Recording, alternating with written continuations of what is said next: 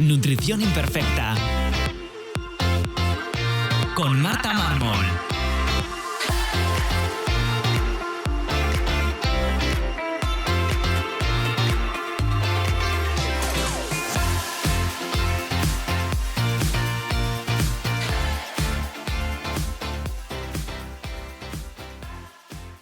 Bienvenidos a Nutrición Imperfecta, el podcast de Marta Mármol, un lugar para aprender a cuidarte y a empezar a ver la nutrición como una aliada para recuperar tu salud y encontrarte mejor. Te recuerdo que puedes descargarte mi ebook gratuito Síntomas digestivos de la gran epidemia en martamarmol.com/ebook. Y si quieres que te acompañemos en tu caso particular para recuperar tu salud, puedes reservar consulta con cualquier persona del equipo, tanto de nutrición como de psicología, en martamarmol.com.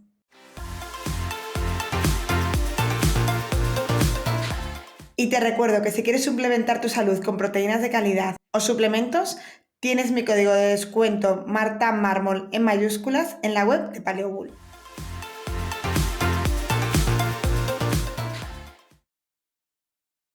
Bienvenidos a Nutrición Imperfecta.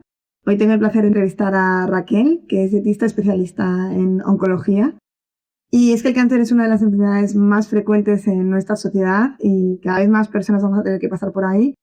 Así que es importante hablar de esto porque ante un diagnóstico así muchas veces surgen muchísimas dudas y una de las más frecuentes es qué hacer con la alimentación, ¿no? ¿Qué se puede comer? ¿Hay alimentos que ayudan? ¿Que no? ¿Hay otros que debería evitar? Bueno, pues todas estas dudas es de lo que vamos a hablar hoy, sobre el papel de la alimentación antes, durante, después, qué dice la evidencia, qué dice también la evidencia clínica. Así que bienvenida, Raquel. Muchísimas gracias por pasarte. Y antes de empezar, pues preséntate, cuéntanos quién eres y a qué te dedicas. Bueno, muchas gracias a ti, Marta, por invitarme y estoy encantada de estar aquí contigo un ratito charlando. Bueno, pues mi nombre es Raquel Sánchez. Yo me podéis encontrar en mi página web, raquelsánchezdietista.com, y en redes soy Ahora que Como.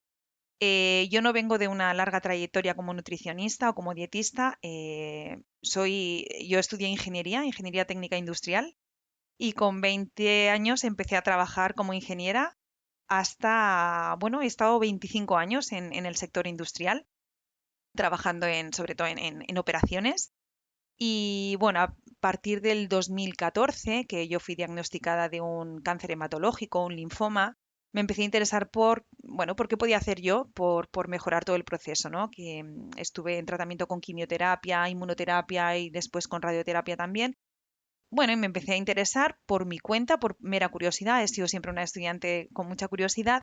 Y con el tiempo vi que había una carencia importante en el acompañamiento del paciente oncológico en este aspecto. Así que, decidí profesionalizar un poco esta curiosidad inicial. Estudié el grado superior en dietética y a partir de ahí me especialicé en todas las formaciones de nutrición y cáncer que consideraba que eran relevantes y que tenían pues un poco de sentido. Y así empecé, poco a poco, empecé a acompañar a pacientes mientras continuaba mi trabajo como ingeniera. Estuve compatibilizando los dos trabajos unos años hasta que, el año pasado definitivamente dije, hasta aquí, ya no puedo más, porque cada vez tenía más trabajo de dietista, acompañando a gente, más proyectos de nutrición y cáncer y menos tiempo para mí. Al final estaba quedándome sin tiempo porque no podía llevar los dos trabajos a la vez, y el año pasado dije, mira, me la juego, suelto la seguridad, suelto el círculo de confianza y me lanzo al otro, a lo desconocido. Y pues aquí llevo, como te digo, desde el 2021 acompañando a pacientes y desde el año pasado, desde el 2025, trabajando única y exclusivamente de dietista especializada en nutrición y cáncer. Ay, qué bien. No sabía que habías estado compatibilizando hasta hace poco. Sí. Bueno, ese miedo a soltarlo, seguro, ¿no? Por lo menos, sobre todo. A ver, normal. Pero bueno, mejor, porque es que eso también, estar con los trabajos a la vez es... Terrible, es muy estresante. O sea, no me imagino tu cabeza. Sí. Claro, total. Vale, pues antes de empezar a hablar, aunque hablamos de cáncer siempre como de una manera muy general, ¿el cáncer es una enfermedad como tal? ¿O podemos hablamos de cáncer muy generalizando y en realidad estamos hablando de muchísimas enfermedades distintas? Bueno, a ver, hay millones de definiciones y podemos encontrar un montón de diferentes maneras de explicarlo, ¿no? Es verdad que el cáncer es una enfermedad que ocurre cuando hay un crecimiento descontrolado de nuestras células, de células anormales. Y es verdad que estas células, todas las células cancerosas, tienen unas propiedades, unas características comunes. Son los famosos hallmarks del cáncer. Esto las hace, como dice, no sé si has leído a López Otín, a mí me encanta, tiene un libro que se llama Egoístas, Inmortales y Viajeras. Bueno, pues todas estas características que tienen todas las células oncológicas, todas las células cancerosas, se podrían agrupar en estos tres grupos, ¿no? Son egoístas porque al final, bueno, utilizan todos los recursos, nutrientes y estructuras que hay a su alrededor para crecer. Son inmortales porque tienen la capacidad de evadir nuestro sistema inmune, tienen sistemas que tienen alteraciones genéticas que las hacen inmortales, que hacen que no activen sus sistemas de muerte celular, y son viajeras porque tienen la capacidad de promover la invasión y la metástasis e irse a otras partes de nuestro cuerpo. Y además todo esto ocurre en un microambiente tumoral del que cada vez sabemos más, un microambiente donde está principalmente caracterizado por la inflamación. Entonces, sí que es cierto que todos los cánceres tienen características comunes, esto es real, pero cada cáncer tiene aspectos únicos. ¿Dónde está localizado? ¿Cuál es el grado del cáncer? Que esto va a hacer que sea más o menos grave, según su grado. ¿Cuál es el estadio en el que se identifica? Cada vez más se estudian cuáles son las diferencias moleculares entre un tumor y otro, que esto también los va a hacer diferentes a la hora de comportarse, por ejemplo, delante de un tratamiento. Y luego no hay que olvidar que cada persona tiene un terreno único. Entonces, no va a comportarse igual un cáncer de mama que está, bueno, pues en una localización muy concreta, que un cáncer de ovarios que ya sea que es como en un grado 4 que se ha detectado en un estadio metastásico. Entonces, sí, tienen las mismas características, comparten esos hallmarks del cáncer, esas propiedades inmortales, egoístas y viajeras, pero en función de la localización, el estadio, el grado y las diferencias moleculares, van a tener comportamientos totalmente diferentes. Vale, sí, eso es importante porque yo creo que, pues eso, a veces tenemos mucho la palabra y claro, cambia mucho en función de todo esto que, bueno, vamos a tenerlo igual, ¿no? Pero para que nos entendamos, cambia mucho y el abordaje también supongo que Totalmente. cambiará Sí, sí, sí. total. De ahí la Mm, individualización, que es fundamental. Es imposible sí. abordar todos los cánceres de la misma forma desde el momento en el que, si nos centramos solo en sus características, en estos hallmarks, sí que podríamos abordarlos todos iguales. Pero es que, como digo, depende de la localización, del estadio, del grado y de la persona. Al final, esto va a marcar un poco la diferencia, tanto en el abordaje farmacológico, médico, como en el no farmacológico, que es el que yo me dedico, ¿no? Y vamos a hablar de eso. Como decía al principio, pues tras el diagnóstico yo creo que eso tiene que ser una balanza de dudas de en qué punto está. Vamos a hablar de alimentación, que al final es lo que más te dedicas, pero también yo suelo englobar aquí, vamos a hablar también de hábitos de vida en general, ¿no? Entonces, vamos a hacer aquí varias preguntas. ¿Qué papel tiene, qué importancia tiene estos hábitos de vida, alimentación? ¿Y qué importancia se le da en el diagnóstico? ¿Suelen recomendar eh, prestar atención a la alimentación, ir a trabajar con algún nutricionista o Mira, no? yo a día de hoy, desgraciadamente, lo que sigo viendo en los pacientes a los que acompaño es que no reciben ninguna recomendación nutricional. Más allá, sí preguntan de come sano y haz una dieta mediterránea. Esto es lo máximo que se recomienda. En algunos casos, sí que por ejemplo, si se va a hacer radioterapia en la zona pélvica, pues se les da una hojita en blanco y negro diciendo, bueno, pues mientras te dan la radioterapia, ten cuidado con los alimentos flatulentos para no tener gases. Si te van a hacer una quimioterapia que va a provocar una neutropenia severa, pues haz una dieta muy baja en carga bacteriana, pero poco más. O sea, no hay recomendaciones realmente. Todas las recomendaciones son un poco para manejar un poquito los efectos secundarios sin individualizar para nada. Sin embargo, sabemos, ya hay unas guías oficiales, tanto las guías ESPEN como en la SEOM incluso, que todavía no entiendo cómo no están en las consultas de los oncólogos, porque bueno, son evidentes y tienen muchísimo peso. La nutrición tiene un papel fundamental a partir del momento del diagnóstico. Primero nos va a ayudar a mantener el estado nutricional del paciente. Luego, creo que tienes alguna pregunta sobre esto, pero casi un 50% de las personas llegan al diagnóstico en estado de malnutrición. desnutrición, y esto va a poner en riesgo, o sea, va a desfavorecer la calidad de vida del paciente y poder hacer frente a los tratamientos. Entonces hay que hacer una correcta valoración nutricional y entender cómo está ese paciente, si está en bajo peso, si está en sobrepeso, cuál es su cantidad de masa magra, de masa muscular, si tiene déficit de nutrientes imprescindibles como el magnesio, la vitamina D, el hierro, si tenemos un tipo de anemia, dónde estamos antes de empezar con los tratamientos. Nos va a ayudar a mejorar problemas metabólicos. Muchos tratamientos alteran el metabolismo, por ejemplo, de las grasas o de la glucosa, y de repente personas que tenían niveles normales de colesterol y triglicéridos, al empezar con los tratamientos, ¡bum!, se les disparan porque hay un montón de alteraciones a nivel hepático, a nivel renal, y el tratamiento per se va ya a poner al paciente en una situación de me tengo que alimentar de otra forma. Nos va a ayudar a mantener la masa y la función muscular. El músculo es imprescindible para hacer frente a los tratamientos, para reducir las toxicidades, para reducir la fatiga. Si yo no aporto nutrientes suficientes como para poder mantener esa masa muscular, muchos tratamientos se la van a comer. Entonces necesito aportar suficiente proteína, carbohidratos de forma inteligente alrededor del ejercicio para mantener esa masa y función muscular. Nos ayudan a reducir la toxicidad de los tratamientos. No es igual hacer una alimentación. Yo incluso he oído, de hecho ayer o antes de ayer, me decía un paciente un oncólogo que le decía a su paciente que mientras hacía la quimio podía seguir bebiendo 2 vasos de vino al día, que era lo que él bebía. Esto va a seguir. Sí, esto, por el placer, no decir, oye, bastante tienes con lo que tienes. Bueno, pues el alcohol está saturando el hígado, un hígado que tiene que metabolizar un montón de fármacos. Entonces, no es normal, ¿no? Si no metabolizo bien, voy a tener mucha más toxicidad en los tratamientos. También podemos ayudar a potenciar la efectividad de los tratamientos. A día de hoy sabemos que algunos alimentos o algún estilo de alimentación, por ejemplo, alrededor de la quimioterapia, puede hacer que ésta sea más efectiva. Algunos tipos de ayunos alrededor de la quimioterapia o una dieta que simula el ayuno o una dieta más baja en carbohidratos alrededor de la quimio puede ayudar a potenciar el tratamiento. O, por supuesto, y lo más importante para mí, mejorar la calidad de vida del paciente. Es que llegan muchas personas que, por ejemplo, tienen que hacerse radioterapia en la zona de la cabeza y el cuello y acaban por no poder comer absolutamente nada. Entonces, desde el inicio tenemos que hacer un abordaje nutricional para que esta persona pueda mantener la alimentación y con ello la calidad de vida durante todo el proceso. Y así están las cosas a día de hoy. Siguen sin ser una prioridad cuando se hace un diagnóstico y sigue sin haber derivaciones a nutricionistas, en la mayor parte de los casos.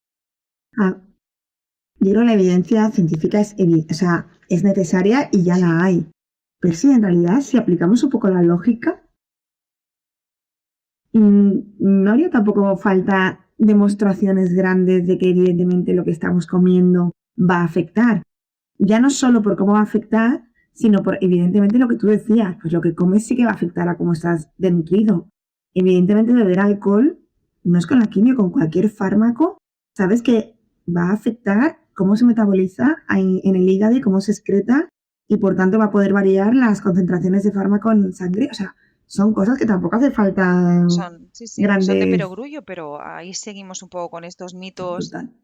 Y bueno, con esta poca, yo creo que hay poca valoración del trabajo del papel del nutricionista o del entrenador todavía en el abordaje oncológico. Y esto es algo que debemos seguir peleando para que se ponga en valor. Sí, y por eso aquí vamos a hablar de eso, para que se tenga en cuenta y sobre todo para que mucha gente que a lo mejor no lo sabe, claro, cuando te diagnostican de esto, si nunca has tenido un cáncer ni en familia cercano ni nada, pues de repente a lo mejor es como mucha información. Entonces yo creo que es muy importante que la gente sepa que esta herramienta está ahí y es muy importante y en ese caso hay que pedir ayuda y consejo a una persona especializada en esto, ¿no? Por ir desglosando un poquito esas funciones de la alimentación y la nutrición que has mencionado ahora, vamos a verlo como en las diferentes etapas o herramientas, ¿no? Vamos a empezar por esa alimentación como herramienta para acompañar a los tratamientos, porque al final, pues, tratamientos ya sea con quimio, radioterapia o como inmunoterapia, suelen tener efectos secundarios. Entonces vamos a ir, si quieres, viendo cuáles son los efectos secundarios más típicos y qué estrategias podemos hacer con la alimentación para disminuirlos. Bueno, los efectos secundarios van a depender muchísimo de la zona donde esté el tumor, del tratamiento que se haga y, bueno, evidentemente de la situación inicial del paciente, ¿no? Por ponerte algunos ejemplos, cánceres de cabeza y cuello, donde se suele hacer quimiorradioterapia en la zona, bueno, que tiene una afectación muchas veces en las glándulas salivares o en la cavidad oral. Esto provoca muchas veces mucositis, que es una irritación de la mucosa de la cavidad oral, xerostomía, que es boca seca, y todo esto va a hacer proliferar pues, las infecciones orales, las llagas, ulceraciones, dolor al masticar, dolor en los dientes. Bueno, pues ahí vamos a tener que adaptar mucho las texturas, vamos a tener que hacer a trabajar mucho con la hidratación, con cuidar las mucosas. Otro ejemplo de alteración, por ejemplo, cuando se da radioterapia en la zona pélvica, bien sea por un cáncer colorectal, por un cáncer de ovarios, de cuello de útero. Es muy probable o es muy común ver diarreas. Vamos a trabajar mucho en cuidar la microbiota intestinal y la mucosa de la microbiota intestinal para minimizar el impacto de las diarreas. Otro ejemplo, en hormonoterapias, ¿no? Mujeres con cáncer de mama y hombres con cáncer de próstata que se dan terapias de deprivación hormonal, pues es común hacer un aumento de peso o un cambio, como decíamos, en el metabolismo de los lípidos y tener aumentos de colesterol, triglicéridos. Pues ahí vamos a poner el foco en eso, ¿no? En el metabolismo.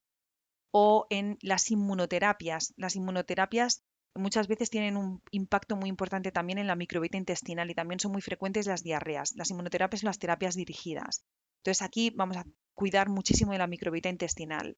Luego hablaremos también de cómo de importante es tener una microbiota intestinal rica y en equilibrio para que la terapia con inmunoterapia sea más eficaz y menos dañina, ¿no? Entonces, como te digo, los efectos secundarios dependen muchísimo de la zona o del tipo de tumor y del tratamiento. No es igual la radioterapia que la quimio, que la inmuno. Entonces es importante para mí, yo siempre se lo digo a mis pacientes, entender qué te van a hacer. Porque si entendemos qué te van a hacer, vamos a entender dónde vamos a poner el foco, dónde vamos a priorizar. No se puede abordar todo a la vez. Entonces, entendamos qué es lo que te van a hacer a ti, qué tipo de tratamiento te van a hacer y así vamos a abordarlo de una forma concreta. Claro, es que, ves, desglosando todo esto, se ve claramente que no podemos hablar de para cáncer va bien, que es muy típico, ¿no? Hacer esos mensajes tan simplistas, que al final pues es lo que, pues en unos segundos de redes sociales, ¿no? Que es al final lo que la gente consume, tiene que ser mensajes muy claros. Todo esto que acabas de explicar, pues o te paras a escucharlo o no. Vale. Otro punto de los que hemos visto antes es esa Ujú. desnutrición, ¿no? Y esa, sí. ¿Cómo se aborda esto? ¿Cómo lo vamos a acompañar? Como decías, antes del tratamiento, claro, nada más que normalmente no sueles tener tiempo antes del tratamiento, ¿no? Porque normalmente Bueno, cuando te llegan ya... depende de los casos, ¿no? Hay casos donde los tratamientos con quimio, depende de los casos. Hay veces que hay que hacer una cirugía súper urgente, otros en los que se puede esperar un poquito, otros en los que la quimio es inmediata, casi que te la tienen que poner cuando te ingresan por urgencias y tienes que empezar, por ejemplo, una leucemia aguda, ¿no? Se me ocurre que entras porque estás muy cansado, te ven la leucemia aguda y ya te quedas ingresado para hacerte un tratamiento con quimio. Pero hay otros que no, que se hace como una planificación. Entonces ahí sí que podemos tener un poco de tiempo de valorar el estado nutricional. Y es que es tan importante esto y se le da, o sea, tanto, mira, cuando hay la valoración inicial, la valoración del estado nutricional es fundamental porque va a afectar, como te digo, a la calidad de vida del paciente durante el tratamiento, pero también al pronóstico de la enfermedad. A día de hoy hay datos que nos dicen que en el Estado español aproximadamente o un poco más del 50% de los pacientes evaluados en los hospitales, imagínate los que no son evaluados, pero solo más del 50% de los evaluados de los hospitales presentan un grado de desnutrición moderada o severa. Depende del tipo de tumor y de la gravedad, ¿eh? Hay tumores que son mucho más caquéxicos, como el tumor de páncreas o el de pulmón, por ejemplo, que otros como el de mama. Pero dependiendo del tumor, podemos llegar a estos niveles de desnutrición. Y aquí hablamos de dos situaciones diferentes. Una sería la sarcopenia. De esto se habla mucho en cáncer, ¿no? Un estado de sarcopenia, ¿qué es? Es donde el paciente ya tiene una pérdida de masa muscular con respecto a la masa grasa. Ha perdido fuerza y masa muscular Y es un paciente que puede ser o no obeso. Muchas veces pensamos que una persona con Eso. sarcopenia es una persona muy delgada, pero no. Hay personas con obesidad que tienen sarcopenia. Y yo te diría que estos casos son incluso los más peligrosos. Te voy a explicar por qué. Las quimioterapias, bueno, los tratamientos farmacológicos con quimio, con inmunos, se calculan normalmente por el peso del paciente. A ti te pesan y te dicen, pesas 90 kilos, pues te corresponde tantos gramos de quimioterapia por kilo de peso y te dan esa cantidad de fármaco. Pero no están evaluando cuánto músculo y cuánta grasa tienes. Imagínate en este paciente obeso que tiene 90 kilos de peso, que tiene mucha más grasa que músculo. El cálculo de la quimioterapia se va a dar por el peso, pero no por el músculo. Sin embargo, el músculo es el órgano, actúa como un órgano endocrino que ayuda a metabolizar los fármacos. Entonces, cuanto menos músculo tengo, más toxicidad voy a tener. Y es muy posible que si yo no tengo masa muscular y tengo mucha grasa, me estén dando una dosis de quimioterapia mucho mayor a la que yo necesitaría por la cantidad de músculo que tengo. Por tanto, voy a tener mucha más toxicidad que una persona que pese 90 kilos pero que tenga mucha más masa muscular. Por tanto, hacer una evaluación ahí de la situación de los componentes de masa grasa, masa muscular que tiene ese paciente debería ser fundamental para dar la dosis de quimioterapia. Entonces, bueno, esto es uno de los problemas que tenemos a día de hoy, que no se hace esta evaluación y por lo tanto, bueno, pues ahí entramos en riesgos de sobretoxicidad de los tratamientos. De ahí la Toxicidad. importancia de trabajar en la masa muscular. Es decir, es que desde el inicio tenemos que trabajar en masa muscular y reducir al máximo el porcentaje de masa grasa, al máximo siempre que sea saludable, evidentemente. Entonces aquí el Claro. abordaje previo que se puede hacer con el paciente pues es asegurar la cantidad de proteína que está tomando a lo largo del día, saber que tiene unos niveles de vitamina D adecuados. No solo hablamos del componente de masa grasa, masa muscular, también cómo estamos de vitamina D, de vitamina B12, de hierro, de ácido fólico. Es que hay pacientes que llegan desnutridos también en cuanto a vitaminas y minerales. Entonces habría que hacer una valoración completa y Claro. ponerlos a tono para poder empezar cuanto antes pues con ese abordaje nutricional, ejercicio físico y suplementación si es necesaria. A veces tenemos que dar dosis altas de vitamina D para poder subir rápido, omega 3 para bajar inflamación, a veces ácido fólico, vitamina B12 para revertir una anemia. Entonces, esto sería un estado de sarcopenia. Luego hay un estado, una situación bastante más grave que es la caquexia cancerosa. Aquí ya sí que tenemos un poco la imagen en la cabeza de esa persona que ha perdido mucho peso, que tiene pues una condición física muy delicada. En este caso, el problema no es tanto de pérdida de masa grasa, masa muscular, sino que se trata de un problema o una situación inflamatoria que la produce el tumor. Y aquí se produce una alteración en todos los órganos y sistemas del organismo. Se produce resistencia a la insulina, anemia, se producen descalcificaciones del hueso, disbiosis o desequilibrio de la microbiota intestinal, hipercolesterolemia, neuroinflamación. Es verdad que aquí podemos llegar a una situación de caquexia tan grave que sea irreversible. Y aquí sí que pone en compromiso la vida del paciente. En la medida que podamos hay que evitar llegar a esa caquexia y el primer paso es evitar la sarcopenia. Entonces, si ya hay una caquexia inicial, va a ser súper importante aportar vitaminas y minerales que el paciente necesita, cantidad de kilocalorías, pues probablemente estar en una dieta hipercalórica. La proteína también tenemos que calcularla, trabajar mucho en disminuir la inflamación, en que, como digo, la caquexia es una situación inflamatoria, pues trabajar en reducir la inflamación, reducir el estrés oxidativo, asegurar el descanso y a veces hay que recurrir a nutrición enteral porque no llegamos con las cantidades en alimentación que necesita ese paciente. O sea, es que es importantísimo todo esto y bueno, para quien nos esté escuchando, que la mayoría, pues evidentemente no esté en tratamiento, que todo esto lo podemos hacer desde antes. Claro. Es que entrenar fuerza y tener una buena masa muscular previo a cualquier cosa, aparte de que evidentemente nos disminuyen las posibilidades, esos nunca llegan a cero, no hay nada que podamos hacer para evitar, pero desde luego presentarnos ante una situación así con unas condiciones de por lo menos no tener una desnutrición, de tener un músculo adecuado, pues ya es enfrentarnos desde otro punto distinto Es un seguro completamente. de vida. O sea, trabajar la masa muscular, trabajar la composición corporal, sea la edad que sea, es un seguro de vida, pues para muchas situaciones. Como bien decías, ¿no? Las estadísticas ahora son aterradoras en cuanto a impacto del cáncer. Entonces, bueno, pues por nuestro estilo de vida, por la exposición a tóxicos que tenemos, por el estrés que tenemos, por el tipo de alimentación que llevamos, al final es verdad que la recurrencia del cáncer está siendo muy alta. Pues, oye, hay que estar siempre preparados por si llega, que ojalá no, pero si llega, pues poder hacer frente a los tratamientos de forma mucho más ligera. Totalmente. Marcos Vázquez siempre dice que entrenar fuerza es como ahorrar, que cuanto antes Es empieces verdad, mejor, ¿no? sí, Pues sí, aquí igual. Bueno, pues mejor que ahorres desde joven, pero si empiezas tarde, pues no pasa nada, bienvenido ¿no? sea. O sea que igual, Mm. totalmente.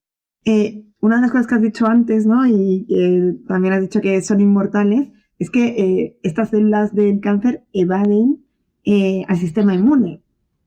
Entonces, ¿hay algo que podamos hacer a través de alimentación, de hábitos de vida, para mejorar y potenciar esa función del sistema inmune para que haga bien su función? Mira, sí, sobre todo el sistema inmune, sabes que tiene muchas capas, ¿no? Tiene, bueno, muchas maneras de trabajar. La primera, por ejemplo, es siempre la piel y las mucosas, ¿no? Que le prestamos muy poca atención. Entonces, yo siempre digo que tenemos que tener en cuenta que el sistema inmune en algún momento ha fallado cuando nosotros hemos sido diagnosticados de cáncer, porque en algún momento las células cancerosas han sido capaces de evadirlo y a partir de ahí ha habido un crecimiento pues exponencial de esas células hasta llegar a formar el tumor.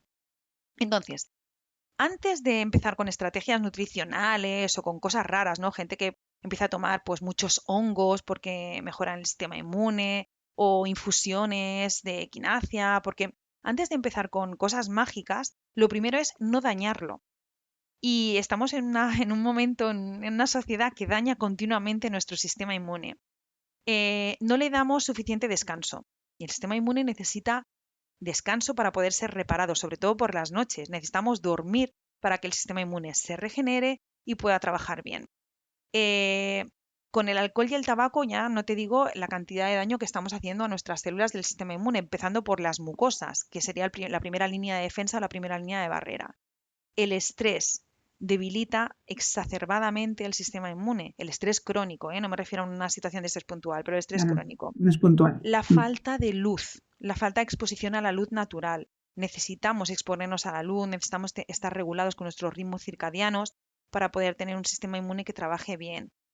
Hay estudios súper interesantes también de cómo la exposición a la naturaleza mejora la función de algunos linfocitos que van a trabajar en nuestro favor, ¿no? O de los natural killers, que son esas células que están súper especializadas en matar las células cancerosas. El sedentarismo es otro destructor del sistema inmune. No socializar, la soledad, estar pues siempre solos o encerrados, también debilita nuestro sistema inmune. O la medicación crónica. Hay veces que tomamos medicamentos de forma crónica pues porque sí. Y esto también acaba alterando la función del sistema inmune. Por tanto, lo primero es no dañarlo para que pueda trabajar dentro del contexto social que tenemos a día de hoy en las mejores condiciones. Y luego, pues se trata de mantener esos sistemas que tenemos, las primeras líneas de barrera, que serían la mucosa y la piel, en las mejores condiciones y aportar nutrientes que favorecen su función, la función de los linfocitos, de la piel, de las mucosas. El sistema inmune requiere que podamos tomar alimentos ricos en hierro, ricos en zinc, en selenio, en cobre, vitamina A, vitamina E, vitamina D, omega 3. Entonces, al final, ¿dónde encontramos estos nutrientes? Pues es que es muy fácil. En los alimentos que no están procesados, los que no están altamente procesados. Nosotros manteniendo al máximo la integridad de los alimentos, mantenemos al máximo la cantidad de estos micronutrientes, vitaminas y minerales, que son los que hacen funcionar al sistema inmune.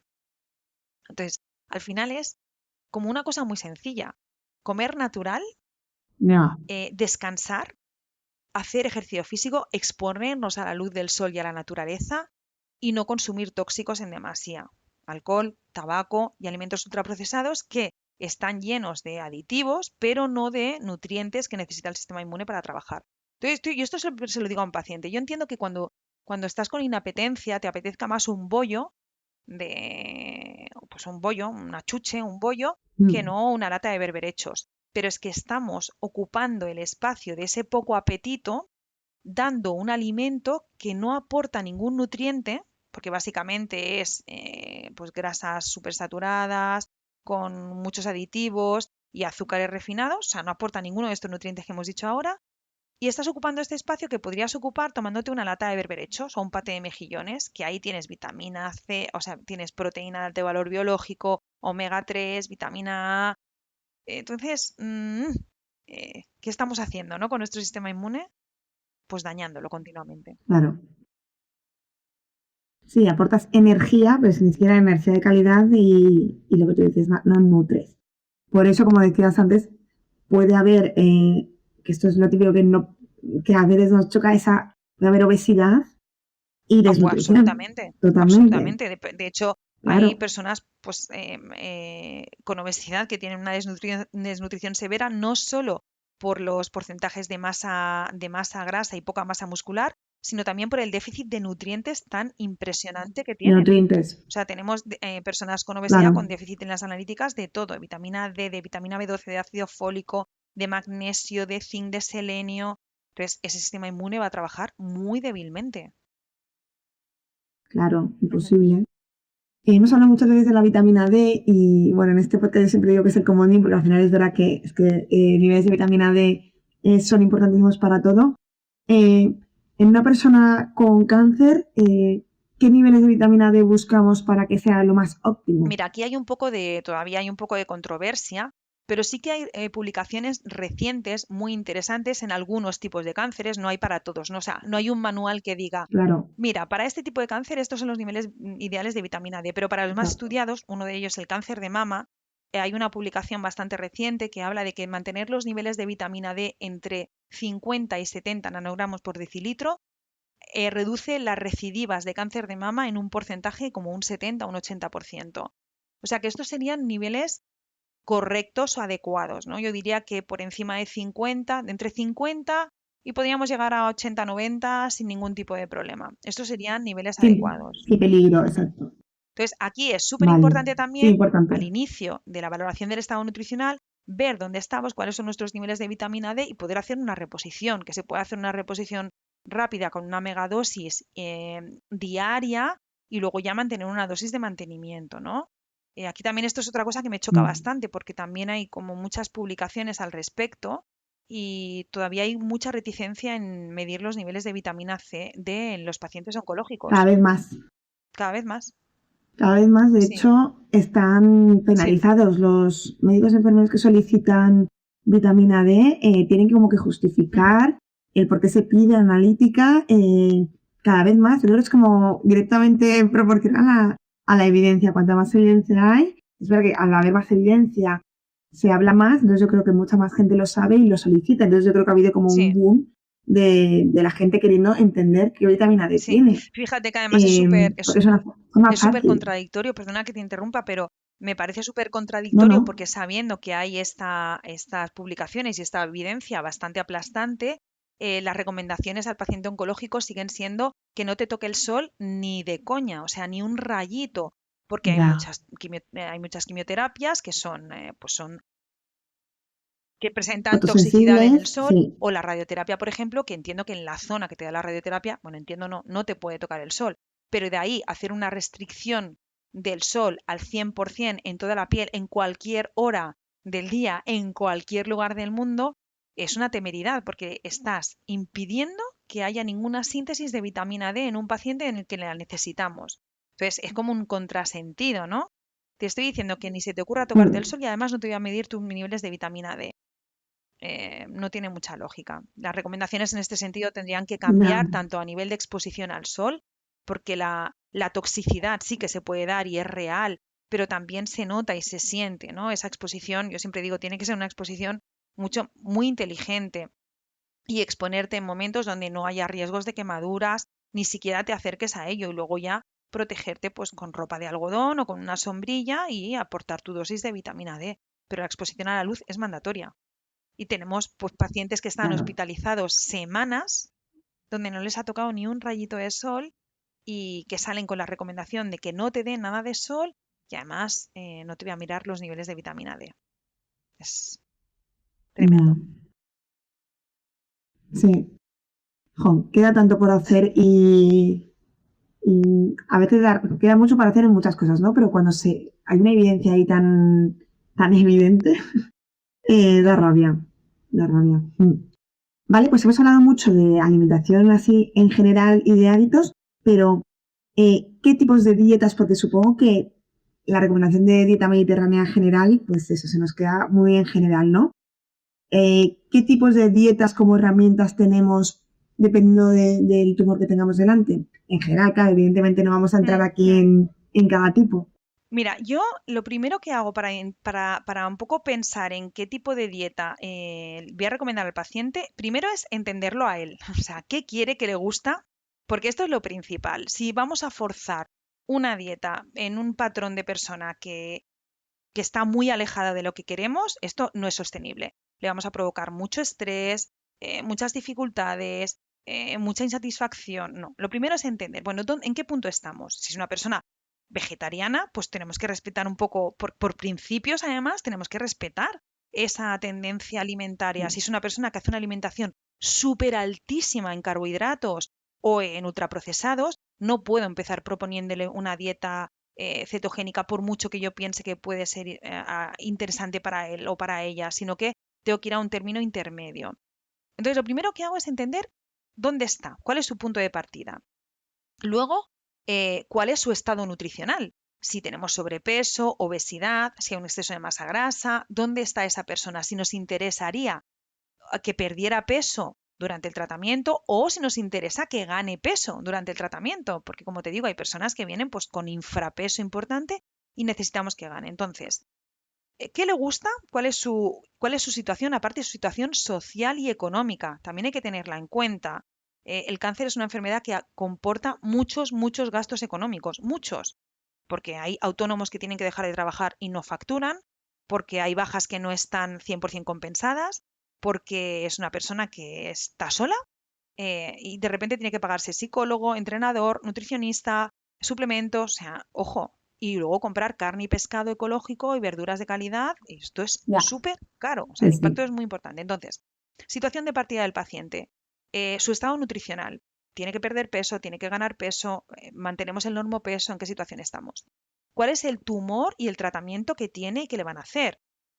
Hay tumores que son mucho más dependientes de glucosa, pero hay tumores que son mucho más dependientes de glutamina, otros de lactato, otros de cuerpos cetónicos. Entonces, ¿de qué tumor estamos hablando? Para ir orientando un poco, pues una alimentación más rica en grasa sería más interesante o una más rica en carbohidratos o una con un porcentaje más alto de proteína. ¿Cuáles son las patologías previas que tiene el paciente? Podemos tener una persona con cáncer que perfectamente tenga daño renal. Entonces tenemos que vigilar un montón con el aporte en proteínas que le hacemos a ese paciente. Por mucho que esté en sarcopenia, no le puedo hinchar a proteínas porque tiene un daño renal previo y me lo voy a cargar. Entonces, ¿cuál es su situación de otras patologías y otras comorbilidades? ¿Y cuál es el tratamiento que va a tener y qué efectos secundarios se esperan de ese tratamiento? Con toda esa información, entonces Que no es valoramos, que no poca. es poca, valoramos cuál es la intervención nutricional más interesante, que puede ser, como te digo, una dieta más baja en carbohidratos, más cetogénica, más alta en carbohidratos, puede ser una dieta tipo DASH, porque es una persona pues, que va a tener de base una hipertensión arterial, porque hay tratamientos, por ejemplo, hay un tratamiento ahora que se utiliza mucho, el bevacizumab, que es un antiangiogénico, que eleva la tensión arterial una barbaridad. Entonces, quizá tengo que hacer un abordaje tipo DASH en este sentido. Eh, Ahí voy a ir. O sea, es que no hay un único abordaje nutricional. Por supuesto que decir dieta mediterránea para todos, pues imagínate, se queda cortísimo. Solo con estos escenarios que te he Claro. puesto. Entonces, Primero porque yo creo que nadie está de acuerdo en que es una dieta mediterránea, eso o sea sí, que luego cada uno lo verá sí. con su prisma, ¿no? Entonces, todo eso me va a hacer Y una de las cosas que... determinar un poco cuál es el abordaje que hacemos. Y también muchas veces lo que digo es, oye, vamos a empezar con este abordaje y si no nos va bien, lo cambiamos, que no pasa nada, que lo importante es llegar a tener un buen estado nutricional, tener una buena calidad de vida, reducir al máximo la toxicidad y potenciar al máximo el efecto del tratamiento. Y eso lo podemos conseguir con muchas estrategias, no hay una única estrategia. Entonces, tranquilo, porque si A no funciona, iremos a B. A mí, por ejemplo, en personas que están en normopeso o en sobrepeso, me gusta plantear un ayuno prolongado el día de la quimioterapia o una dieta que simula el ayuno el día de la quimioterapia. Esto me gusta mucho. Pero hay pacientes que lo prueban y les va fantástico y hay pacientes que lo prueban y me dicen, yo no puedo. Tengo muchísimas náuseas, me duele mucho la cabeza, tengo mucha debilidad. Bueno, puede ser porque no nos hayamos preparado bien los días antes de la quimio o puede ser porque ese paciente no tolere esta estrategia. Y no pasa nada. Podemos conseguir buenos resultados con otras estrategias, aportando alimentos diferentes, haciendo un aporte nutricional más elevado, con más calorías. Al final siempre les digo que no se agobien porque podemos conseguir los mismos resultados con diferentes estrategias nutricionales. De hecho, lo que dice la evidencia científica a día de hoy, que los mejores resultados se obtienen por el acompañamiento nutricional, no por el tipo de dieta que se hace. Claro. Sí, la mejor dieta es la que se cumple, ¿no? La que se Exacto, adhiere, la que se puede hacer. Si no, exacto. no. ¿En qué beneficia un ayuno el día del tratamiento de la quimio? Bueno, parece ser que lo que es verdad que hay estudios en personas, no hay muchísimos, pero bueno, hay algunos y ¿Vale? hay bastantes publicaciones en animales. Parece ser que ayuda en dos sentidos. Por un lado, sensibiliza más a las células cancerosas sensibiliza a las células cancerosas al tratamiento, es decir, hace que sean más sensibles y que por tanto el tratamiento pueda atacarlas de forma más fácil. Y por otro lado, protege las células sanas durante el tratamiento. Entonces, se mejoran dos aspectos. Por un lado, voy a reducir la toxicidad porque las células sanas entran como un estado de hibernación donde el tratamiento no le afecta, y por otro voy a ser más eficiente porque las células cancerosas se quedan como más ávidas y ahí llega mucho mejor la quimioterapia. Entonces, es una estrategia que es ¿Vale? interesante y que alrededor de la quimioterapia puede tener mucho sentido. Ahora bien, hay muchos tipos de quimioterapias. Hay quimioterapias que se ponen en Claro. 5 días seguidos o hay quimioterapias que se ponen durante 3 días seguidos con una bomba de administración o hay quimioterapias que son orales que se toman todos los días. Entonces, yo no puedo mandar el mensaje en redes de con la quimio haz ayuno, porque entonces, te digo, una Claro. persona que está 5 días con la quimio puesta dice que no puedo comer nada en 5 días. O una Claro. persona que hace quimioterapia oral Claro. dice, ¿yo cómo lo hago? Entonces, Bien, claro. por eso los mensajes Sí, esto generales son tan peligrosos. es una estrategia puntual para una quimio que sea puntual y para, como decías tú antes, una persona que tolere ese Exacto. ayuno, que no todo el mundo. Porque a veces lo toleramos a nivel corporal, pero a lo mejor no a nivel No, psicológico, ¿no? A mí me dicen a lo mejor que tengo que estar un día de ayuno y ya me puede generar un estrés es que, que este es el otro, es que que ya este es a lo mejor no el compense. otro punto grave, ¿no? El otro componente importantísimo, el psicoemocional. Cuando planteo, por ejemplo, una dieta cetogénica en una persona bueno, que por el tipo de tumor que tiene o por su situación individual considero que le puede ir bien, por ejemplo, en glioblastomas, la dieta cetogénica puede dar buenos resultados, es importantísimo que el abordaje o que la dieta la lleve el resto de la familia, porque si no es súper complicado para ese paciente estar comiendo él solo un tipo de alimentos mientras en la mesa a su alrededor hay otros. Cuando es una persona que ya psicoemocionalmente está muy dañada porque hay una afectación de un tumor cerebral, porque le puede haber afectado a su capacidad de decidir o a su capacidad de tener iniciativa y no está entendiendo por qué él tiene que hacer un tipo de alimentos o un tipo de dieta y el resto de Claro. familia otro. Entonces, el componente psicoemocional a la hora de hacer un abordaje nutricional es fundamental. Igual que te decía, el económico, el social y el emocional es fundamental, porque al final podemos tener personas que acaban teniendo trastornos de conducta alimentaria, miedos a comer muchos alimentos, miedo a socializar, no querer comer fuera. Claro. O sea, el abordaje, como digo, tiene que ir acompañado de mucho de acompañamiento y de mucho mensaje de tranquilidad y de calma. Y entender a quién tienes delante para saber cómo transmitirle ese mensaje. Porque es que, no sé si te pasa a ti, Raquel, pero yo veo que la teoría, de cuando estudias una cosa de la teoría, a la poco cuando pasas consulta dices, bueno, La teoría se queda aquí en... Nos ayuda un poquito, pero luego dices el 80-90% va a ser ese manejo, cómo aplicar esto de la mejor manera en este Absolutamente, contexto que tengo delante. absolutamente. Por eso, de nuevo, ahora estamos en un Creo momento que es muy... de sobreinformación en redes sociales que está haciendo bastante daño, porque los mensajes estos generalistas, en un momento además de máxima vulnerabilidad, como es un diagnóstico de cáncer, producen más mal que Claro, bien. Estamos en ese punto, ¿eh? De que antes faltaba información, llegó un momento en el que era interesante lo que encontrábamos y ahora está produciendo bastante dolor. totalmente. Y una de las cosas que veo en redes sociales, que, bueno, ahora no lo veo mucho, pero siempre se ha dicho, y lo has mencionado, pero lo quiero recalcar, es esto. Esto siempre que se dice de que el cáncer consume glucosa, ¿no? Como que el cáncer se alimenta siempre de glucosa. Y tú, por lo que has mencionado hace un rato, va a depender del tipo de tumor.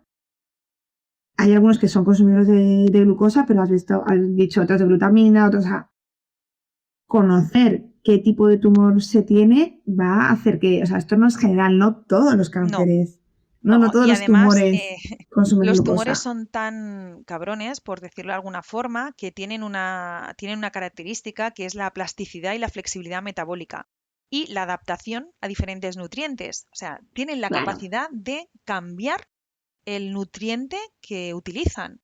Si no hay glucosa y son captadores de glucosa y no la hay, tienen la capacidad de transformarse para empezar a consumir glutamina. Entonces, Claro. hacer una restricción general, estricta, siempre, en todos los casos, no siempre es beneficioso, ni siquiera para el tumor. Imagínate que no estamos tratando a la persona, que estamos tratando solo al tumor, pues ni siquiera así es beneficioso, pero más teniendo en cuenta que estamos tratando a una persona que tiene una microbiota concreta, que tiene una accesibilidad a nutrientes concretos, que tiene una funcionalidad de su páncreas concreta. Entonces, ¿cuánta glucosa queda en el torrente sanguíneo para el cáncer en una persona o en otra? En una persona que hace ejercicio y en una que es sedentaria, en una que tiene una microbiota intestinal y en otra que tiene otra. Es que es diferente. Entonces, la Imposible, claro. accesibilidad a los nutrientes por parte del tumor depende también de esa persona, de sus hábitos, de su microbiota, del microambiente tumoral. Entonces, no es tan sencillo como... A mí me gustan mucho los chicos de FISAC y hacen publicaciones fantásticas. Y hay una que me gustó mucho que se llama ¿Se puede matar de cáncer, se puede matar de hambre al tumor? Y me parece una publicación brillante de cómo sí que los tumores son consumidores en un porcentaje muy alto de glucosa, pero cómo tienen esta flexibilidad metabólica y esta adaptación a otros nutrientes que no los hacen tan sencillos de matar simplemente restringiendo un sustrato energético. Y luego hay Esto situaciones, me ha ¿no? recordado mucho a la microbiota. Dime, No, dime, hay dime situaciones tú. concretas en las que esto es todavía más complicado, ¿no? Hay muchas personas que mientras están haciendo el tratamiento o cuando son diagnosticados, se someten a tratamientos, por ejemplo, con glucocorticoides en altas dosis. Eh, es súper Pues ya difícil está. llegar a un estado de cetosis por mucho que yo haga una Claro. restricción de azúcar. Entonces, por eso digo que no es tan matemático y no es tan fácil como hacer un post en Instagram o hacer la teoría de, venga, vamos a hacer una dieta cetogénica para todo el mundo. Ojalá fuera tan sencillo, ¿no? Claro.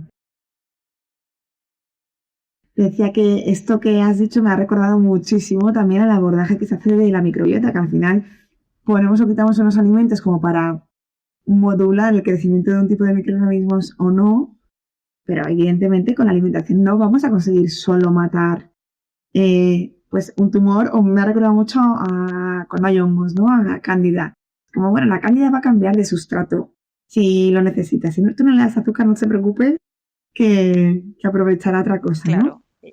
Y aprovecho para retomar lo que has mencionado al principio, en cómo el estado de la microbiota, yo que soy una apasionada de la microbiota y de todo lo que se está estudiando cada vez más de microbiota, cómo esa microbiota nos puede afectar. Antes has dicho de que el estado de la microbiota nos puede ayudar a que el tratamiento sea más Sí, eficaz. sí, sí. De hecho, esto también es algo que está cada vez más en estudio. Bueno, no sé incluso si has oído hablar de los trasplantes fecales en personas con cáncer de colon. Sí, un Sí, episodio. pues pues me lo tengo que escuchar, que no lo he escuchado, porque es una...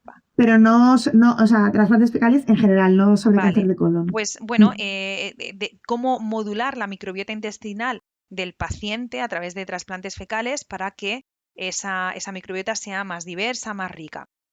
En los procesos oncológicos, mientras estamos en tratamiento, lo que se ha visto es que puede mejorar la respuesta a algunos tipos de quimioterapia, puede reducir la toxicidad de algunos tratamientos. Evidentemente, modulando el microambiente tumoral, podemos modular la respuesta a largo plazo de algunas terapias innovadoras como el CAR-T. Es una terapia que se está utilizando ahora en muchos cánceres hematológicos y ya se ha empezado a utilizar también en cánceres sólidos. Y incluso puede ayudar a reducir la incidencia de una complicación bastante fea que puede ocurrir en pacientes trasplantados de médula o trasplantes, bueno, se llamaba trasplantes de médula, ahora es trasplantes de células hematopoyéticas, personas con leucemias o linfomas, que pueden tener una complicación cuando el trasplante es de un donante, que se llama enfermedad de injerto contrarreceptor, un rechazo, que puede tener un rechazo a nivel gastrointestinal. Es una complicación muy severa que incluso puede llevarnos pues a la muerte, ¿no? Y se ha visto que personas que tienen una microbiota intestinal mucho más rica y diversa tienen un riesgo mucho menor de este rechazo, de esta complicación. Así que lo que se puede hacer es muchísimo. Y en inmunoterapia, concretamente, lo que se ha visto es que microbiotas que son más ricas en esa bacteria que se ha puesto muy de moda, ¿no? La Akkermansia mucinífila, que bueno, ahora todo el mundo habla de Akkermansia. Bueno, pues parece ser que microbiotas ricas en Akkermansia y en bifidobacterias promueven el crecimiento de algunas células del sistema inmunitario que las hacen que esa persona sea más, bueno, que tenga una respuesta más importante a las inmunoterapias. Otras cepas, me las he apuntado aquí porque no las recordaba todas, pero otras especies como el Ruminococcus se asocia a mayor presencia de células T dentro del tumor y eso también va a hacer que sea más eficaz la inmunoterapia.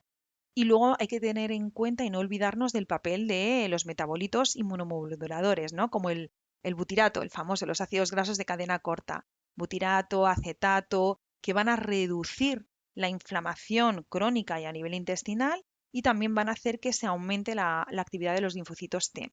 Y todo eso mejora la respuesta a la inmunoterapia. Así que sí, sí, Imagínate, sí. nada más y Nada más nada y nada menos. menos. Bueno, no nos miden la vitamina D, o sea que ahora mismo pensar en que en algún momento nos vayan a medir la microbiota para poder Es modular de esto locos. es de ser un poco ingenuas, pero bueno, a Sí, ver si lo pero llegamos a fíjate ver. que hay cosas tan sencillas como en trasplantes de médula. Yo trabajo mucho con pacientes hematológicos y en trasplantes de médulas se ha visto que personas que se han sometido a un tratamiento antibiótico severo previo al trasplante, donde por supuesto nos hemos cargado la microbiota intestinal, tienen un riesgo mucho más elevado de hacer el EICR, la enfermedad de injerto contrarreceptor, que personas que se les ha hecho luego un régimen de repoblar con Probióticos. probióticos. Entonces, a mí hay cosas que también me rechinan un poco, ¿no? Decir, hombre, si tú has sometido a esa persona a un tratamiento antibiótico muy severo, pues vamos a repoblar un poco esa microbiota, aunque no tengamos tiempo de hacer un análisis fecal, pero hacer algo básico Sí, para poder llegar al trasplante y evitar esa enfermedad de injerto contrarreceptor. Entonces, bueno, esto hay publicaciones, está como muy estudiado, es sí, muy sí, que no eres evidente, no es mi tú. opinión. Claro, exacto, que no eres tú en tu casa jugando a ver No, si mejoramos la microbiota, que que hay evidencia. Em, bueno, ojalá Raquel lleguemos, es que es lo que te decía antes, ¿no? Da rabia verlo como tan evidente. Em, Vamos a ver el resto de hábitos de vida, que ya hemos mencionado alguno, porque ya hemos mencionado la importancia que tiene ese deporte, pero ¿qué hábitos de vida? Bueno, también hemos hablado también del descanso, etcétera. ¿Qué hábitos de vida han visto que mejora la calidad del paciente oncológico? Y sobre todo, vamos a hablar de ejercicio y cuándo es recomendado que un paciente empiece a hacer ejercicio. mira, el ejercicio, para hablar de ejercicio, yo también siempre, como me gusta ser muy profesional en este sentido, te diría que quien nos tiene que hablar de eso es un entrenador especializado en Claro, ejercicio y cáncer, ¿eh? Entonces, yo por lo que hago es supuesto. derivar, derivar a las personas que más confianza tengo en ejercicio y cáncer, pero sí que animar a hacerlo. Mira, por ejemplo, uno de los efectos secundarios más difíciles de llevar por cómo impactan la calidad de vida durante el tratamiento es la fatiga por cáncer. La fatiga por cáncer no es una fatiga normal que se resuelva durmiendo más, es una fatiga que se queda insistente, persistente, que puede venir por esa inflamación que produce el cáncer y una anemia inflamatoria, que puede venir por que el paciente tiene poco apetito, tiene pocas ganas de beber, está deshidratado, está desnutrido. Puede venir porque hay fármacos que van a depletar la masa muscular y por lo tanto va a promover el cansancio, porque hay fármacos que provocan insomnio y porque tiene una situación psicoemocional complicada. Tiene depresión, tiene y todo eso suma en esa fatiga oncológica. Bueno, pues la estrategia con más evidencia para resolver la fatiga oncológica es el ejercicio físico. Y ahí es donde yo les insisto porque, bueno, es como muy raro, ¿no? Tú dices, oye, si estoy muy cansado, ¿cómo me voy a poner a hacer ejercicio? Es como una Ya, es paradoja, sí. contraintuitivo. Pero Sí, el ejercicio adaptado reduce la fatiga, mejora la capacidad funcional del músculo, preserva la masa muscular, reduce la inflamación, mejora el estado de ánimo y regula el sueño. Así que con todo eso vamos a conseguir mejorar la fatiga. Yo siempre digo que, bueno, siempre digo no, tiene que estar adaptado al paciente, a su edad, a su situación, a su contexto y se pueden hacer millones de cosas antes que no hacer nada. Entonces, animar a las personas a que empiecen a entrenar, con que empiecen a caminar al principio puede ser suficiente, con coger unas pesitas pequeñitas adaptadas. Se puede entrenar con un PIC, que hay gente que dice, es que tengo, bueno, es que el otro día me escribió también una persona que me decía que su médico le había dicho que no entrenaba porque tenía un PIC para ponerle la quimio. Digo, la vamos comida. a ver, claro es que se puede entrenar con un PIC, se puede entrenar con un PIC, se puede entrenar con una bolsa de ostomía, se puede entrenar siempre. Pasa que hay Claro. que adaptarlo, ¿no? Con un entrenador o con un fisioterapeuta. Pero para mí el ejercicio es un Mm. pilar fundamental y siempre se lo digo, si os tenéis que gastar dinero en algo y no tenéis, que sea en ejercicio. La nutrición ya la irás aprendiendo, pero prioriza eso. Para mí ese es Me parece un sí, consejo muy sí, bueno. es fundamental. Sí.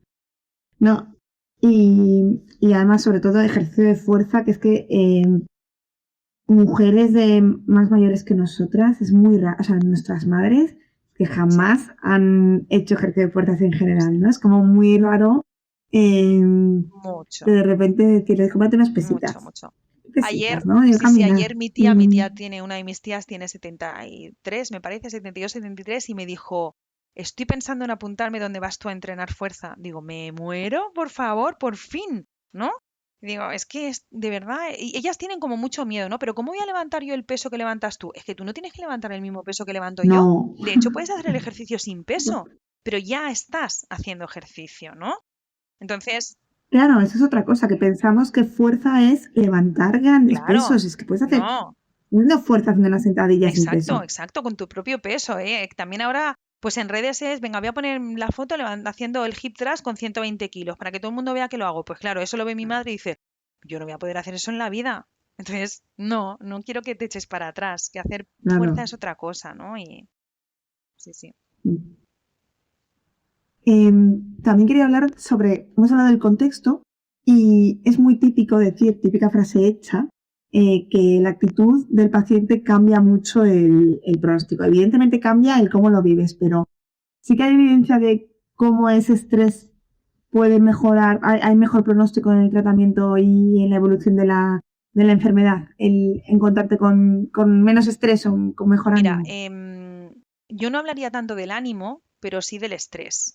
Con el ánimo no hay tanta evidencia, pero justo ayer o anteayer, o sea, Claro. recientemente, no sé cuándo se va a publicar esto, pero muy recientemente, en febrero, se ha publicado un estudio que habla de cómo el estrés crónico puede aumentar el riesgo de metástasis.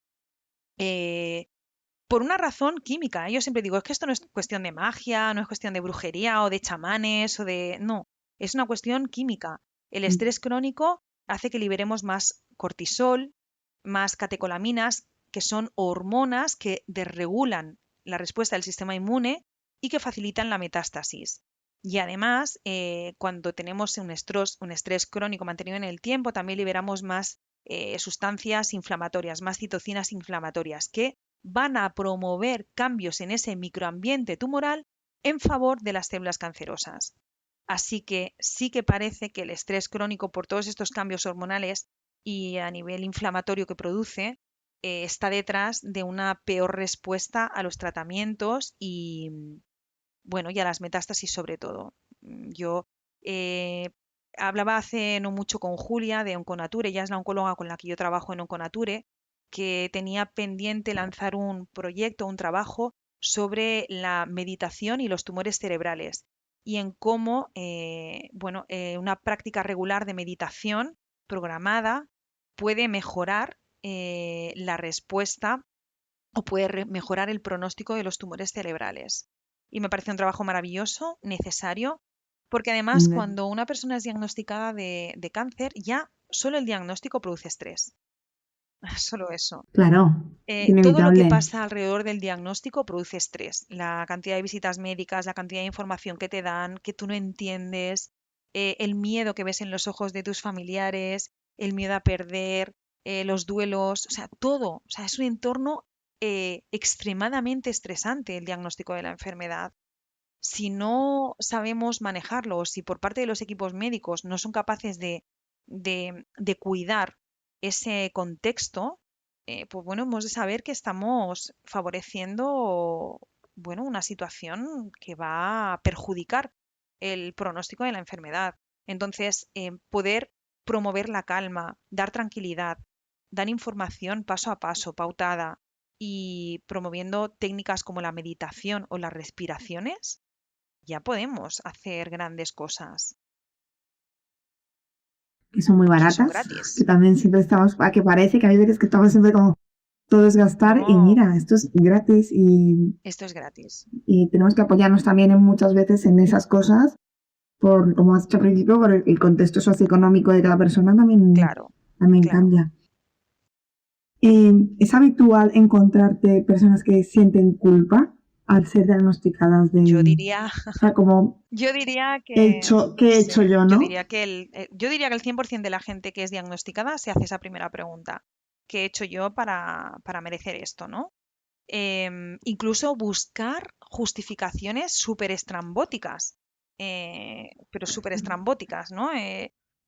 No lo sé. Por ejemplo, esto es una anécdota, ¿no? Un caso que me resulta curioso, pero fíjate el ser humano lo que necesita, ¿no? Un caso de una persona con cáncer de pulmón, además un tipo de cáncer de pulmón que sí, porque hay cánceres de pulmón que no están relacionados con el hábito tabáquico, pero hay otros que sí. Y este es un cáncer de pulmón relacionado con hábito tabáquico en una persona que ha fumado muchísimo durante muchísimos años, ¿no? Y tiene un diagnóstico de cáncer de pulmón y me comparte hace un tiempo, bueno, pues una teoría de la medicina tradicional china que habla de ciertas emociones y cómo esas emociones pueden impactar en el desarrollo de ese cáncer de pulmón, ¿no?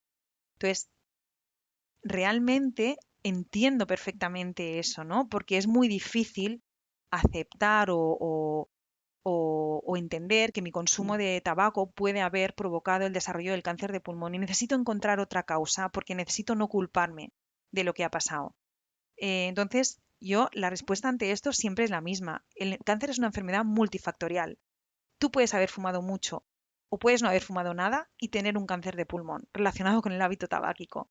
Hay personas que llegan a los 90 habiendo fumado una barbaridad, habiendo bebido muchísimo alcohol, habiendo tenido una vida súper infeliz y no han desarrollado cáncer. Así que, como enfermedad multifactorial que es, no podemos encontrar la causa. Que evidentemente hay factores de riesgo, por supuesto, y los conocemos. Pues el tabaco, el alcohol, el consumo de alimentos ultraprocesados, el estrés, la falta de descanso, el sedentarismo, son la exposición a disruptores endocrinos, a tóxicos ambientales, son factores que van a promover el desarrollo del cáncer. Pero yo a día de hoy y por lo que sigo viendo cada día en consulta, hay otro factor que es la mala suerte y que desgraciadamente ocurre. A mí también me cuesta mucho ese discurso negacionista de la mala suerte, ¿no? Decir, no, esto pasa siempre por alguna cosa. No, ya te digo, hay personas que en la misma circunstancia no desarrollan un cáncer. y podemos hablar de situaciones emocionales, de bloqueos, incluso transgeneracionales, pero aún así hay casos y casos en los que dices, es que no entiendo por qué esta persona ha acabado desarrollando un cáncer. Pues, y hay que trabajar en eso también desde el inicio para quitar la culpa y para decir, esto ha pasado. Si podemos aprender de algún factor de riesgo que nos ha llevado a ello, corrijámoslo, porque esto siempre nos tiene que Exacto. servir para mejorar nuestro estilo de vida, por supuesto, pero sin culpa, ¿no? Y trabajar eso a nivel psicoemocional es fundamental. Es que yo creo que esto te lo preguntaba sobre todo porque yo creo que mucho de los discursos de prevención en redes sociales, que yo creo que están muy bien, ¿no? Pues hablar de todos los hábitos que son saludables en general. eh, Parece que si cumples todo eso es como que estás libre de todo, ¿no? Y no, eso evidentemente va a hacer, como hemos dicho antes, que te enfrentes a un diagnóstico pues con una mejor situación, Sí. ¿no? Que entrenes fuerza va a hacer que tengas mejor masa muscular y si un día te diagnostican cáncer, bueno, primero a lo mejor tienes menos posibilidades de desarrollarlo y si te diagnostican, llegas a esa enfermedad con una situación Óptima. más óptima. Pero eso no te libra al 100%, ¿no? Entonces, siento que muchas veces quien enferma parece que ¿qué has Sí, hecho mal? sí, ¿No? ¿Qué has hecho para llegar sí. a enfermar? Entonces, yo pienso, se tiene que dar con una culpa que es tan duro de gestionar junto con todo lo Muy demás. complicado. De No, hecho, yo en la es- anamnesis inicial, mm, cuando hago la anamnesis inicial a mis pacientes, sí que les pregunto si hubo algún evento psicoemocional complicado previo al diagnóstico. Y sí que suele haberlo, ¿eh? Suele haber una situación de estrés aguda, pero ¿eso significa que todas las personas que hayan tenido estrés agudo vayan a desarrollar un cáncer? no. No. ¿Eso significa que un estrés agudo, una situación puntual, pueda ayudar al desarrollo? Sí, porque es un factor de riesgo más. ¿Y por qué lo pregunto? Para decir, si hay algo que no tienes resuelto a nivel psicoemocional, es importante que en algún momento lo trabajemos. Y es lo mismo que decir, si fumas, es importante que lo dejemos. Si bebes alcohol, es importante que lo dejemos. Si hay un trauma no trabajado, es importante que lo trabajemos. Pero no porque esa haya sido la causa Claro, directa, sino porque todo eso al final son factores de riesgo y tú ya estás suman. ahí, ¿no? Tú ya estás Vale. en el cáncer. Pues oye, vamos a intentar limpiar todo eso que nos suma. Pues muchísimas gracias Raquel. Por ir terminando, quiero hacerte una pregunta que suelo hacer en estos casos, ¿no? Sobre todo, si una persona acaba de ser diagnosticada y nos está escuchando, ¿cuáles serían como tus 3 consejos que le dirías, esas prioridades para empezar a abordar todo esto? Mira, yo le diría la primera, un poco la aceptación de la situación para no colocarnos en un modo de lucha constante. Esto es casi lo más difícil, pero para mí es de lo más importante, porque cuando nos ponemos en modo no Ujú. acepto lo que tengo y voy a pelear con todas mis fuerzas contra esto, me agoto, se agotan todos mis sistemas, el físico y el emocional. Entonces, vale, acepto la situación que me ha llegado y no me pongo en modo lucha, me pongo en modo ocupación, ¿no? Voy a ocuparme de esta situación, pero no voy a estar continuamente luchando porque si no me voy a agotar. La segunda prioridad sería intentar disponer de información de calidad para participar en tu proceso de curación de forma saludable. Y eso implica también de forma saludable emocionalmente. Entonces, ¿cuál es el nombre y apellido del tumor que tengo? ¿Cuál es el nombre y apellido del tratamiento que me van a hacer? Voy a entender qué me van a hacer y voy a investigar, bien acompañándome de alguien o por mi propia cuenta, esto ya lo decido yo, qué puedo hacer yo para acompañar al proceso. Y Muy luego, bien. el último punto que yo diría, y que esto siempre se lo digo, ¿eh? Tú no eres un enfermo, o sea, no te veas como un enfermo. Eres una persona que tiene una enfermedad, pero eres una persona que sigue teniendo vida, que sigue teniendo amigos, que sigue teniendo pareja o no, que sigue teniendo hijos o no. Y eso hace que puedas tener una vida a pesar de la enfermedad. Entonces, no centres toda tu vida en el cáncer. O sea, vamos a centrarnos en todo lo demás que tenemos y vamos a tratar el cáncer también, evidentemente, pero no eres un enfermo, eres una persona con una enfermedad que hay que tratar. Que parece una tontería, pero es que el lenguaje ese cambia Total, muchísimo. enormemente. Sí, sí, sí, sí. Es como una identidad que luego parece que cuesta soltar, ¿sabes? Cuando te quedas con Sí, se esa, queda impregnada. con esa Sí, sí. parte. Sí, esto lo veo mucho siempre cuando la gente te dice, soy estreñido. Exacto. Y yo te digo, Sí, sí, sí. cambia, porque si no, tú eres Toda la vida. estreñido y es como una Sí, parte de sí, sí, ti. sí. ¿Cómo vamos a arreglar Exacto, eso? exacto. ¿No? Nadie dice, soy Exacto. diarreico, ¿sabes? Como, tengo diarrea. Eso es. Pues aquí un poco, parece una tontería, pero cambia mucho. Pues Raquel, creo que hemos hecho un repaso súper interesante. Creo que has aportado muchísima información, pues desde la calma y, como te decía antes, lógica, que parece que es evidente, pero por desgracia no. Y pues para terminar, cuéntanos pues dónde podemos encontrarte, redes sociales, web, correo, lo que tengas. Pues eso, mi página web es www.raquelsanchezdietista.com y en redes soy ahora que como, ahora _que como. Esto lo lancé así en el inicio y nada, no lo quise cambiar. Dije, esta es mi identidad. Así que ahí me podéis Perfecto. encontrar. Pues lo dejaré todo apuntado en las notas del programa y nada, de nuevo, muchísimas gracias. Gracias a ti.